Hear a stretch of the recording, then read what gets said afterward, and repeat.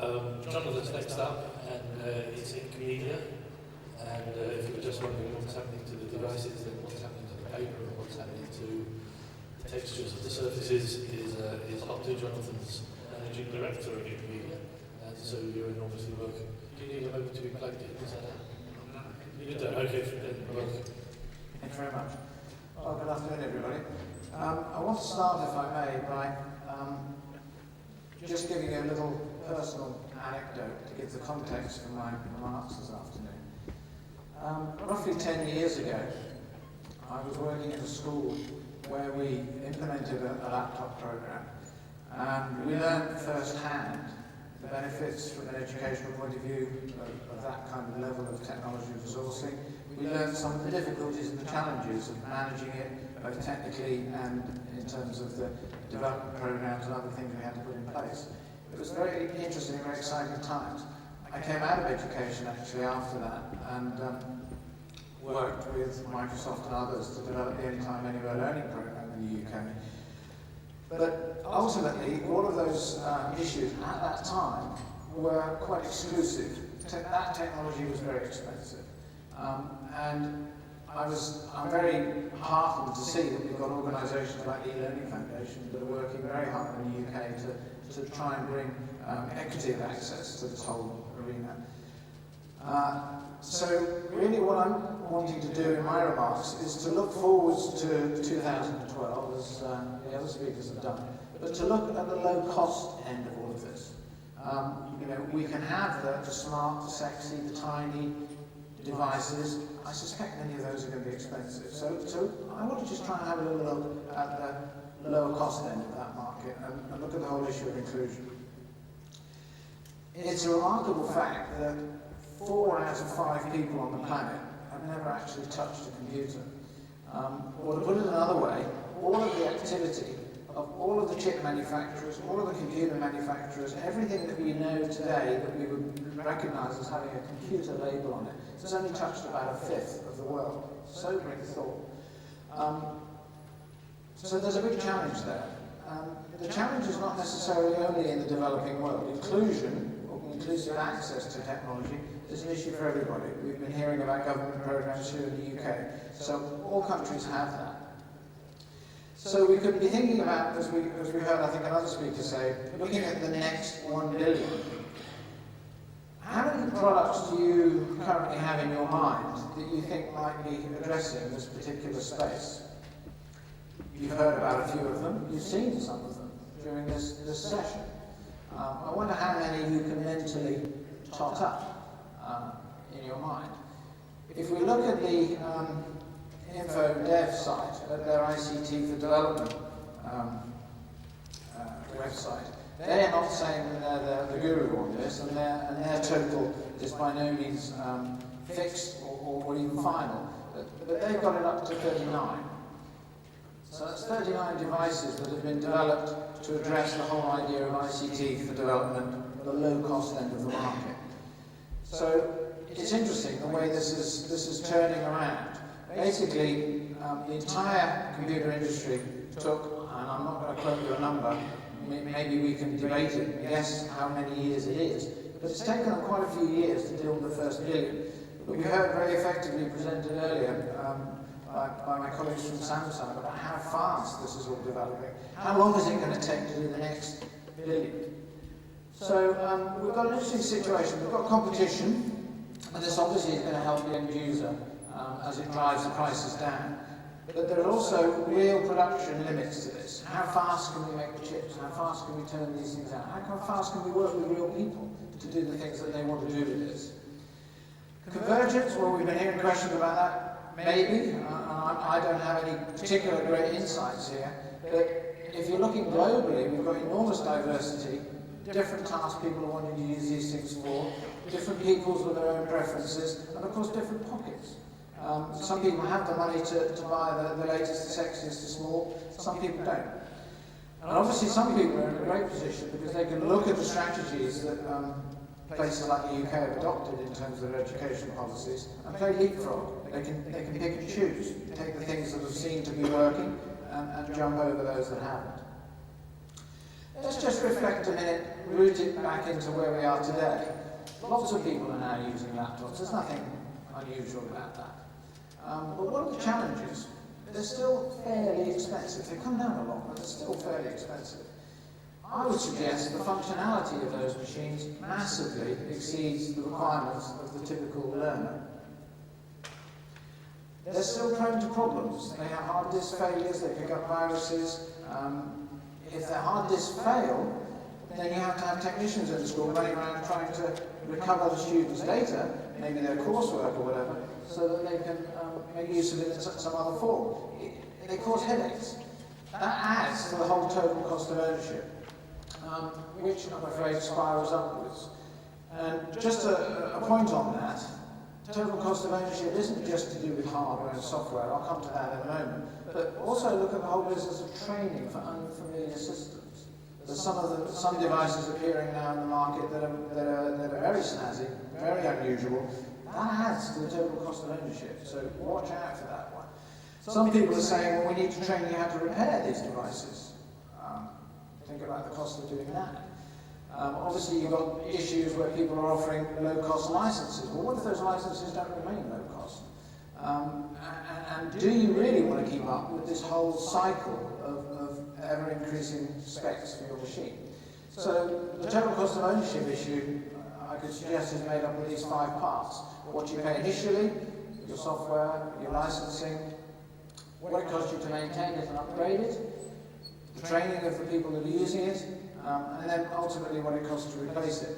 So low-cost computing, as I said earlier, there's a lot of these around there now, should potentially reduce all of those. You should have a low cost, and that should drop as the volumes go up. We could, if we were wanting to, and again we don't have to, but we could be using free and open source software. It ought to be virtually maintenance-free. Virtually maintenance-free. I would suggest that if it's not, then maybe somebody hasn't looked at the design carefully enough. And one of those features there could be to do with memory. We've heard a lot about flash memory. You can have flash memory that you can write to, and flash memory that you can't write to. So watch out for that one. If it's flash memory that you can write to, maybe that will pick up a virus at some point and add to the complexity. And of course, do we really want, do we have to have 3-year replacement cycles? And of course the answer is no. So, where are we going to see changes? Well, prices typically are tumbling. We've got prices between about 170 US and 400. If you're like me, you're mathematically challenged, this is easy, you just divide by 2, but it won't stay easy because the dollar's coming down all the time. Schools, we've heard a lot about approaches to these things, and we've heard a lot about the idea of one-to-one access. Sure, there's no problem with that. That's one approach. I wouldn't necessarily hang my hat on that. I've seen firsthand that the power of bringing clusters of mobile computers into a learning space, using them for a period of time, and taking them out again. I mean, imagine having to go to a lab full of calculators just to do some sums. It doesn't make any sense at all. You put the calculator in your pocket. You know, these things should be mobile. Whether they have to be personal or public is a matter, I think, of individual schools' strategies and maybe their budgets. So there are true cross-curricular opportunities. The idea of having to trail off to a suite of PCs to do some basic work using a productivity tool is really an unnecessary thing to do. I mentioned about the idea of maintenance. There should be no need for maintenance or data recovery. The way in which the machine can be set up can be preset, and that can increase teacher confidence. I get a lot of complaints from teachers saying, I'm faced with lots of different machines, lots of different configurations, and frankly it makes me nervous to be working with that complexity in my classroom. It doesn't have to be that way. And just a couple of points there about battery life. We heard from the previous speaker about battery life. These ought to take you well through the school day. 10 years ago when I started with this, I was having to charge things in lessons, and what a pain in the neck that was. That should be no more. And of course, fast on, instant off is where we are. Content-wise, well, we've seen this. A lot of it is now browser-based. You get it from the web, from a network, or maybe it's from some sort of caching device that you're using in a cluster or in your school. The storage could be locally held. It could be held by the student themselves using a small USB device. That might be also their MP3 player. So if it is their MP3 player, I would suggest maybe they'll keep hold of their data and look after it, because their music may need a little bit more to them. The games that they may want to use probably also double up as storage devices. So you could consider some of these low-cost devices that do, have a keyboard and do word processing and web browsing and so on, could combine with some of these gaming devices and give you interesting combinations. And you can add applications to some of these devices using USB, SD-RAM cards, etc., and indeed reflash the ROM so that it can suit your requirements more precisely. And obviously we've been hearing today from Renaudon and others about offers for free web storage. So do you have to have, the question is, do you have to have the storage carried around with you? I would suggest no, you don't. Just a thought about the issue of jobs. Where are the jobs going to be in the future? At the moment, the labour rates are very low in the Far East and India, as we know, and people in the West have been enjoying that. I know some people, political commentators here, that are saying that's not going to last. Prices are bound to be pushed up. In which case, what does that do? Also, you've got the pull effect of developing nations saying, no, we want knowledge economies and we want them now. So we want people involved in this whole loop, this whole development cycle. We want to train people to manufacture or at least assemble these devices. We want the content to be developed here. We want it indigenous to our population so we can make sure it's relevant to what we're doing. And you can even take issues like the plastics that these machines are made from. Why shouldn't they be able to recycle plastic? They could even be carbon negative. And if you want to know how that can work, I'll show you that later downstairs. So, looking ahead, Stephen Heppel asked me to be futuristic and look ahead. We've heard some of this before, but computers are coming down in size. The one that we're making within a year will be a system in a package. I won't say a system on a chip, probably not quite that small, but certainly a small package of chips. It becomes essentially wearable. And then you have to ask yourself, well, what does it go with?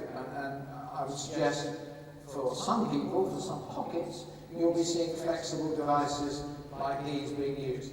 But I can't yet see that operating in the low-cost end of life. I might be wrong, and I hope I'm proved wrong, because one of the things that I find a tantalising possibility, we've seen in the UK how people use interactive whiteboards in classrooms.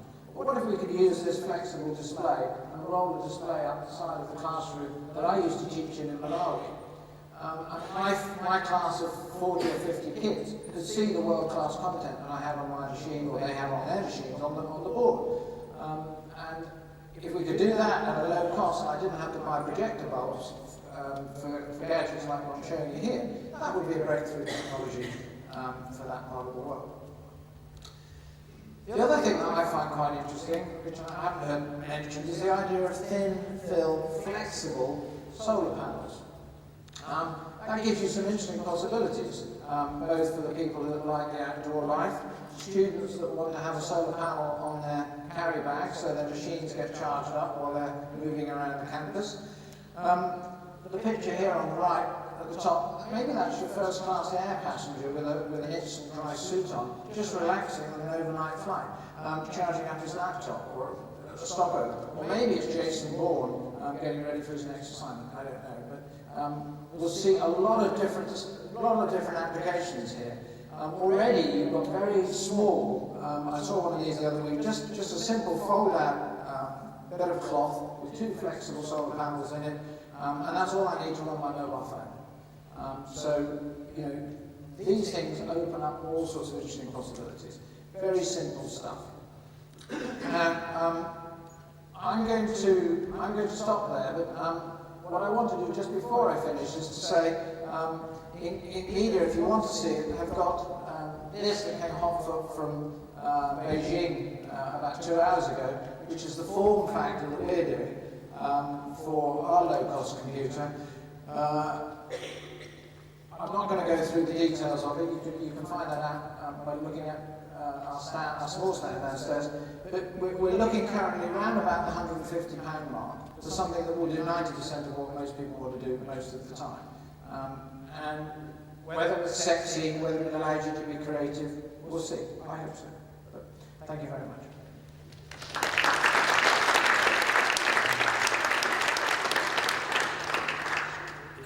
Isn't it interesting how power and energy and efficiency and conservation have come up as a thread for this afternoon? For sure that's going to be a significant part of where we go with this extraordinary technology. Jonathan, if you're okay for a couple of questions. Sure. How is that I've lost track now of where they're flying. Has it ended up? Who's the keeper of my name? I just track it.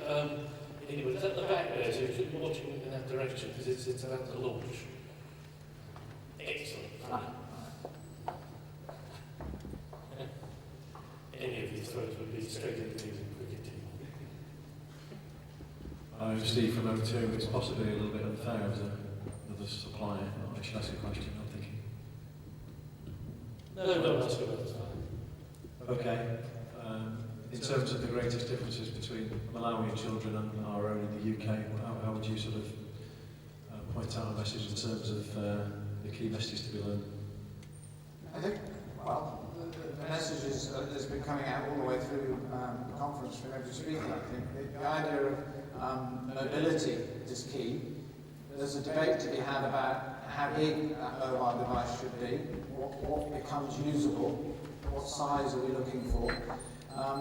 There's a debate about what functionality it has to have. You know, are some of the devices that we've got now over-functional for what we need them for? Are they overpriced, therefore, for what we need them for? You know, we're taking a stab at an answer to that question, and I've had some very interesting discussions downstairs with colleagues from the room about that. So I think we're going to see a plethora of devices, of which the low-cost computer, which is mobile, handheld, all the rest of it, is one. I mean, this particular one has a handheld in a sense because you can take the computer off the keyboard. The keyboard is just a USB device. This can travel with you and do what you will. Whether that's the right form factor for every student in the UK, I have no idea. But I think the reason I'm here is that we've been getting feedback from schools that they're interested in this idea. But I think one of them, we're definitely we're not in a one-size-fits-all world. So it's often the diversity of vision as much as anything else. Talking to group of head teachers in China and saying, what do you think? We'd be talking about the future of schools. If all the things that you really hope for came true, what do you think the school might be like in 10 years' time? And one of them thought really hard. Surely, she said, there might be a little more joy, which is a really rather encouraging response. If you talk to children in Thailand, the toughest thing is to get them to ask questions. So that Confucian Buddhist sort of theme, for their point of view, would be quite rude to interrupt them to question. Thai government is falling over itself to try and introduce critiquing into the curriculum. So all around the world, the different children, the different cultures, the different contexts are fast-tracking different ingredients, and I think if we draw them together, we can build some absolute fabulous recipes for learning. But it's that diversity that gets us there quickly, I think. Let's have another question for John. Yeah, just chuck it anyway.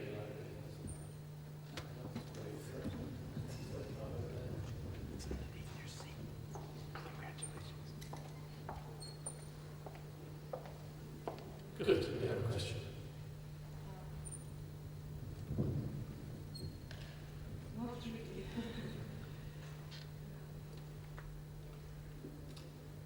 Well, I see it's not. Well, then I'm going to ask one on your behalf, which has been interesting to me, really, and that's the whole sense of paper and surface and scale. And one of the really interesting challenges that the handheld brings for us is incredibly small scale. And yet we know that working on presentation surfaces. Certainly some of the learning spaces I've built, one of the things that's most adaptive about is the sheer scale of the presentation. So what do you think the relationship is between handheld devices and big presentation? Are you talking about the thing that we were seeing from Microsoft? With No, I was thinking way bigger than that. Oh, it is? Oh, okay. All right. Yeah. It's been a long time. I haven't seen the phone with the VGA port or a... So this kind of setup that you might have here, okay. Yeah. Nobody's presented at this conference. Yeah. Well, of course, that question goes right to the heart of the issue of pedagogy and how teachers are going to be operating and in what form. We can have a long debate about that one, but I personally think that if we can put tools, and that's all these things are at the end of the day, if we can put tools that work and are effective into the hands of learners, we will see them revolutionising the teaching spaces. We as adults set up teaching spaces like this because it's convenient, we have the products, and it seems right. Interactive whiteboards appear to be the right thing to do because they were obvious, weren't they, next step for a traditional whiteboard or blackboard. But the answer is, well, maybe, but not necessarily. So I have a feeling that if we push if we make these tools available to children, they will self-select what works for them, and they will probably end up demanding, as we were hearing, I think, much earlier on in the day, how they want to see this kind of setup change, and it's bound to change, in my view, because it's just way too traditional. Well, it's all going to change, that's for sure. I just really remember having a wireless Nintendo console some 5 or 6 years ago, and a huge projector which we projected on the side of a vast office block. We just stood in the car park and played games. I've never seen the crowd gather so quickly as with that large-scale thing. And I have a festival of light coming up in Dublin where we're lighting up the buildings in a rather playful way. And people are so engaging. And I think one of the things about handheld is we shouldn't forget large scale as well. Jonathan, you'll notice that in a rather subtle, seductive way, they're wafting up the canapes through the door. So just to sort of whet your appetite for 6:30 when we must be capped. So I'm anxious that we won't miss the second of all that. And so thank you very much indeed. Thank you.